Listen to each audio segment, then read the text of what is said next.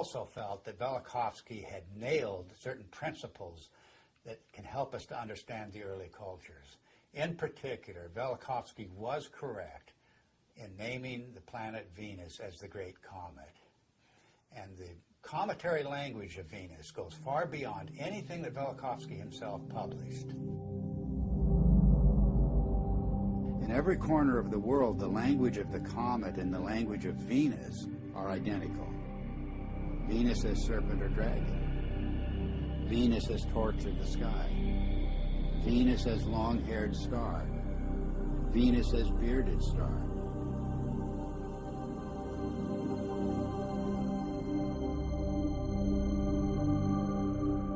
The Sumerian goddess Inanna was identified as Venus. She was the Lady of Life. But in her terrible aspect, she became a dragon-like flame in the sky.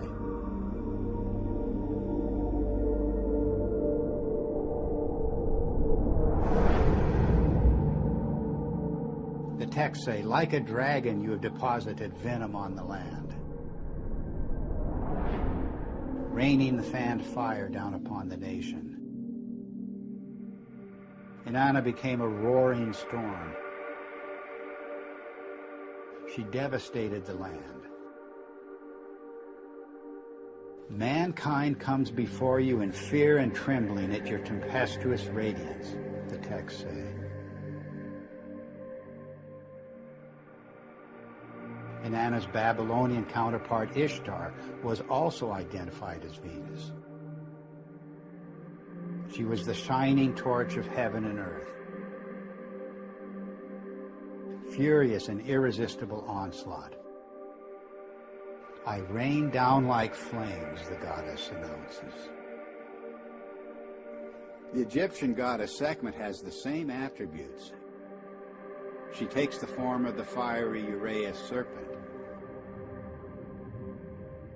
She becomes a flame of fire in her tempest, a star scattering its flame and fire.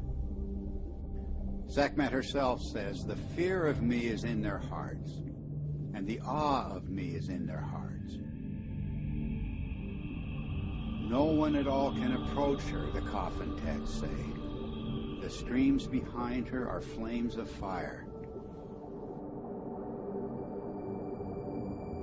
The astonishing fact is that goddesses everywhere exhibit this terrifying and cometary aspect. The Canaanite Inat, the Hindu Kali and Durga, the Greek Aphrodite, Athena, Medusa, and countless others. And of course you can add numerous counterparts in the New World, from the Incan goddess Chaska to the Aztec goddess Xochiquetzal to the legendary Nokomis of North American Indian tribes. The serpent or dragon is an unexplained mythical archetype. There's nothing like it anywhere in the biological world. And yet the same recurring features will be found in cultures the world over. The dragon's disheveled hair and shaggy beard. Its knotted aspect, and its worldwide appearance as entwined twins.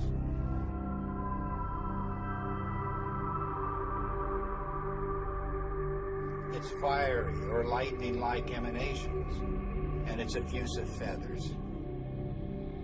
In all of the ancient serpent or dragon images, it's the luminous, filamentary, braided, spiraling, metamorphosing, and destructive aspects that stand out. The very traits of high-energy plasma discharge. The attributes of these mythic monsters remain unexplained only until we see the hairy and feathery attributes of the electric arc in the laboratory. We see precisely the same thing in enhanced images of the comet's tail.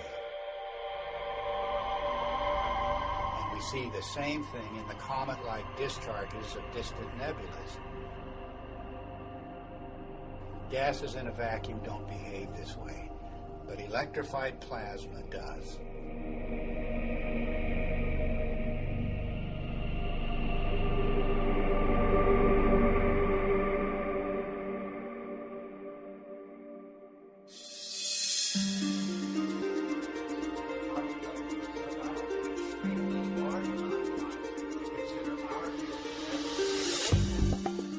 recent discoveries about the comet have astonished astronomers. Extreme ultraviolet light, X-rays, supersonic jets, sharply etched surface relief, and cometary nuclei fragmenting explosively. No one expected such high-energy events.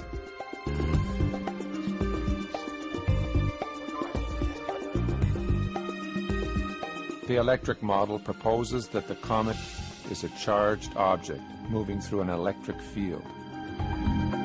This would explain these.